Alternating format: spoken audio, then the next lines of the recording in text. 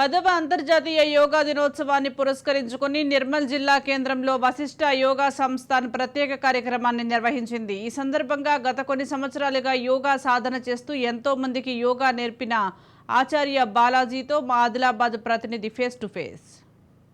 యోగా అనేది ఒక ఆధ్యాత్మిక క్రమశిక్షణ, మనసుకు శరీరానికి మధ్యన ఒక అనుసంధానమైన ఒక వైజ్ఞానికమైన శాస్త్రం.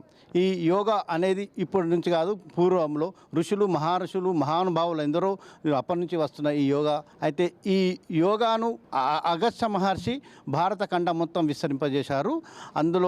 అందులో భాగానే కేంద్ర ప్రభుత్వం కూడా గత 10 సంవత్సరాల క్రితం జూన్ 21 నాడు అంతర్జాతీయ యోగా దినోత్సవంగా ప్రకటించారు. అయితే ఆ సందర్భంగా కార్యక్రమం నిర్వహించడం. మనం ఇప్పుడు నిర్మల్ జిల్లాలో వశిష్ఠ యోగా సంస్థ దగ్గర ఉన్నాం. అక్కడ ప్రోగ్రాం నిర్వహించారు. అయితే ఇక్కడ గురుజీ మనతోటి ఉన్నారు, అతన్ని అడిగి తెలుసుకుందాం యోగా గురించి. చెప్పండి సార్, యోగా అంటే ఏంది, అసలు ఏంది? ముందుగా అందరికీ 10వ అంతర్జాతీయ యోగా దినోత్సవ శుభాకాంక్షలు. యోగా అంటే కలయిక. కలయిక అంటే ఏం కలయిక? మనస్సు శరీరం కలయిక. ఈ యోగాలో అష్టాంగ యోగా 8 రకాలు ఉంటాయి.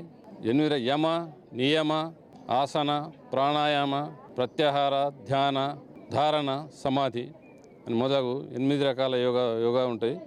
మేము రెగ్యులర్గా మనకు పూర్వీకులు మనకు ఇచ్చిన వారసత్వ సంపదను పురస్కరించుకొని మనం ఈ యోగా డేనే కాకుండా రెగ్యులర్గా కూడా మేము రోజు యోగా సంఘటన ద్వారా ఆరోగ్యం కోసం యోగా చేస్తుంటాము. అందరూ ఆరోగ్యంగా ఉండాలి, అందరూ యోగా చేయాలని కోరుకుంటున్నాం. ఆరోగ్యమే మహాభాగ్యం అంటారు కదా, అందుకని ఆరోగ్యాన్ని మించిన సంపద లేదు. అందరూ యోగా చేస్తూ ఆరోగ్యంగా ఉండాలని కోరుచున్నాం. యోగా ఏ వయసు వాళ్ళు చేయొచ్చు, ఎందుకు చేయొచ్చు? యోగాకు వయసుతో నిమిత్తం లేదు. చిన్నపిల్లల నుంచి దాదాపు 7 సంవత్సరాల నుంచి 90 సంవత్సరాల పైబడిన వాళ్ళు కూడా చేయొచ్చు. కొన్ని ప్రత్యేకమైన జాగ్రత్తలు తీసుకుంటూ అన్ని వయసుల వారు చేయొచ్చు.